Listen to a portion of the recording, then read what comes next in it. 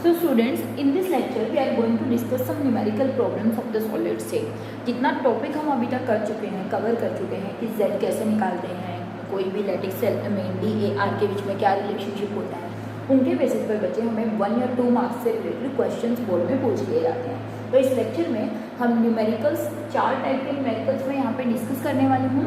आपको अगर कोई प्रॉब्लम हो इनके बाद फिर आप मेरे से क्वेश्चन पूछ सकते हैं। ठीक है, देखिए हमें कहा कि कोई compound X a compound of X and Y crystallises, कोई कंपाउंड है जो कि एक्स और वाई से मिलकर बना हुआ है। तो कह रहा है कि क्रिस्टलाइजेज है ना क्यूबिक स्ट्रक्चर, इसका कोई क्यूबिक स्ट्रक्चर है जिसमें Y atoms are at the corner. Y atoms कहाँ पर है? At corners. देखिए अगर वाई एटम कॉर्नर पर है तो सीधी सी बात है, वाई एटम कितने होंगे? 8 होंगे, क्योंकि कॉर्नर्स 8 होते हैं और कॉन्ट्रीब्यूशन कितना होता है? 1/8 होता है। इसका मतलब अगर मैं पूरी यूनिट सेल में बात करूँ कितने वाई एटम हुए? 1 वाई एटम हुआ। क्यों? क्योंकि 8 एटम में से एक एटम अपना 1/8 कॉन्ट्रीब्यूशन देता है। तो इसका मतलब एक यूनिट सेल में एक वाई का कॉन्ट्रीब्यूशन कितना हुआ? 1 है ना। जेड कितना हुआ? 1। Then at the corner and x atom are at alternate faces. x जो एटम है at alternate faces.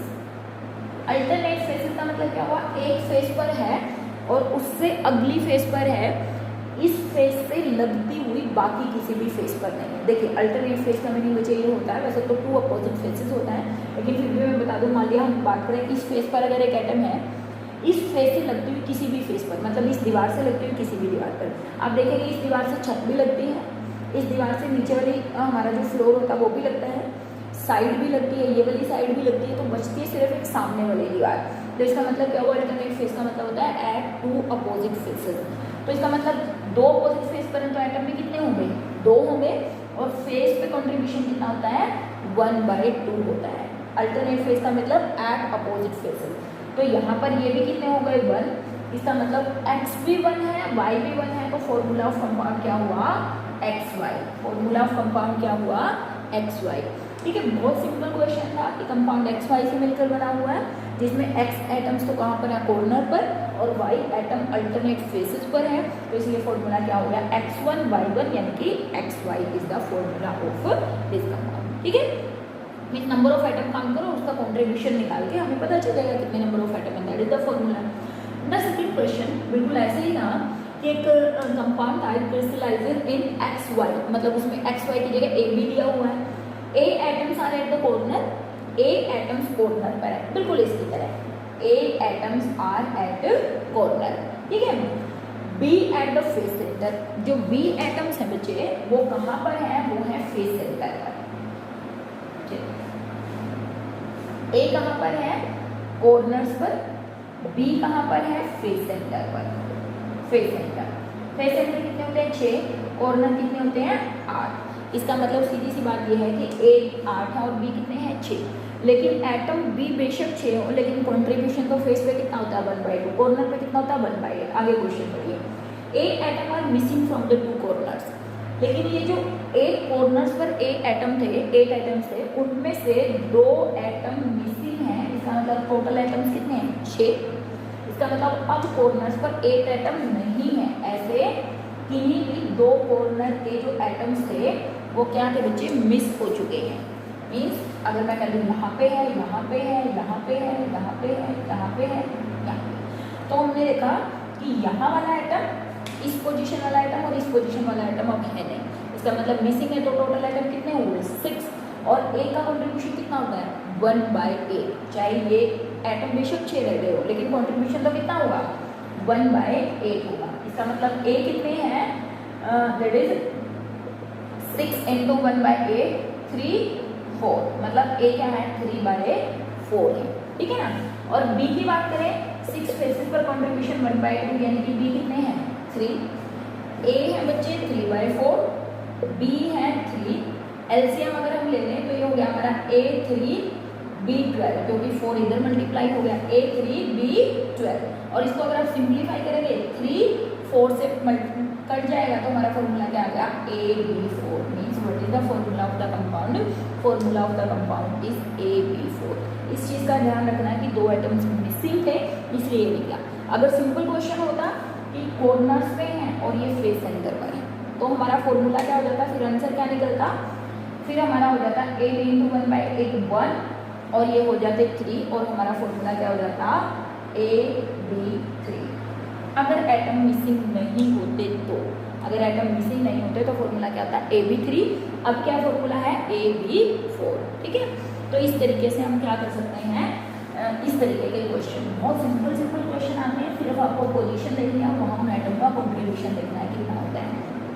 फिर नेक्स्ट क्वेश्चन में बच्चे आपको इस तरीके का question last year CBSE board में आया था। Gold crystallises in FCC lattice. Gold FCC lattice में क्रिस्टलाइज होता है। FCC के लिए Z4 होता है। अगर मुझे चाहिएगा तो हम इसको यूज कर लेंगे। Calculate approximate number of cell in the 20 gram of the gold. Approximate number of unit cell in 20 gram of gold. 20 gram gold में कितने approximate number of unit cell बनेंगे। देखिए बच्चे, हमें एक बात मालूम है, एटॉमिक मास हमें दे रखा है गोल्ड का 197 U, या यूनिफाइड मास को हम ग्राम्स में कन्वर्ट कर सकते हैं, मतलब 190। एक मोल की अगर हम बात करेंगे तो हम कह देंगे 197 ग्राम होता है। मीन्स अगर हम बात करें किसी भी एटम का जो ग्राम एटॉमिक मास होता है, ठीक है ना, उसके अंदर कितने एटम्स होते हैं, एवोगैड्रो नंबर ऑफ एटम्स, है ना। ग्राम एटॉमिक मास में कितने नंबर ऑफ एटम्स होते हैं, एवोगैड्रो नंबर ऑफ एटम्स। इसका मतलब मैं ये बोल सकती हूँ कि 97 ग्राम ऑफ गोल्ड हैव 6.022 × 10⁻23 एटम्स। इसमें कोई शक नहीं होगा, ये सबको मालूम है। किसी भी एटम का जितना ग्राम एटॉमिक मास होता है उसमें एवोगैड्रो नंबर ऑफ एटम्स होते हैं। अब क्वेश्चन में देखिए, बहुत सिंपल क्वेश्चन था। क्वेश्चन में हमसे पूछा 20 ग्राम ऑफ गोल्ड में कितने होंगे। अगर 97 में इतने हैं तो 20 ग्राम में बचे कितने होंगे, डिवाइडेड बाय में 197 मल्टीप्लाई बाय में 20। तो यहाँ से इसको सोल्व करने के बाद जो भी आएगा that will be the number of atoms in a unit cell. Number of atoms, number of atoms in the 20 gram of gold. ठीक है ना, इतने नंबर ऑफ एटम्स होंगे 20 ग्राम ऑफ गोल्ड। बहुत सिंपल क्वेश्चन के लिए gold crystallise in FCC lattice. FCC हो BCC हो, ये तो इससे तो कुछ फर्क नहीं पड़ेगा। हमें तो ये मालूम है कि इसका अगर एटॉमिक मास इतना है तो इसमें नंबर ऑफ एटम्स कितने हैं, एवोगैड्रो नंबर ऑफ एटम्स है। जितने में पूछा हुआ है, 20 में पूछा हुआ है, 50 में पूछा हुआ है, 1000 में पूछा हुआ है, तो ये हमारे क्या निकल जाएंगे, number of atoms in any unit cell.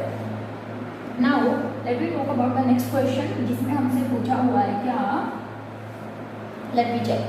Aluminium crystallises in FCC lattice. Aluminium FCC lattice में क्रिस्टलाइज करता है। अगेन FCC लैटिस है तो Z कितना होगा बच्चे, 4 होगा।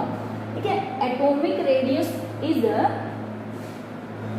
120, आई थिंक 5 था यहाँ पे, 125, यानी कि रेडियस जो है that is equal to 125 picometre. Radius is 125 picometre. Calculate the edge length of the unit cell. A calculate कीजिए, A कैलकुलेट कीजिए। ठीक है, इसके लिए हमें क्या करना पड़ेगा, सिंपल हम जाएंगे फटाफट किस पे, DAR वाले फॉर्मूले पर, सिंपल बॉडी फेस। और हमने कहा था फेस में क्या होता है, DAR 2 2 1/√2, ये रिलेशन। अब हमें बच्चे R गिवन है, A हमसे पूछी हुई है, तो हम कह सकते हैं A किसके बराबर हो गया, वहाँ से रिलेशन निकालिए, 2/√2R।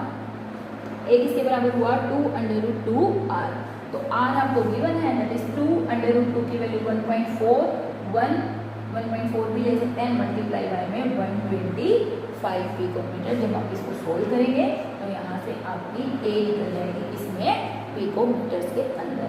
तो किसी भी क्वेश्चन में ये वाले क्वेश्चन भी बहुत प्रोमिनेंटली आस्क्ड क्वेश्चन है कि कोई भी क्रिस्टलैटिक्स दे देंगे, gold crystallises in BCC, gold crystallises in FCC, tungsten crystallises in this one, और आपको या तो रेडियस दे देंगे या A दे देंगे या फिर D दे देंगे और आपस में इनके इंटर कन्वर्जन आपसे पूछ लेंगे। तो इस तरीके के क्वेश्चंस में बच्चे आपको लैटिस देखना है और DAR वाली टेबल में जाना है, रिलेशनशिप ढूंढना है और इसको अप्लाई कर देना है।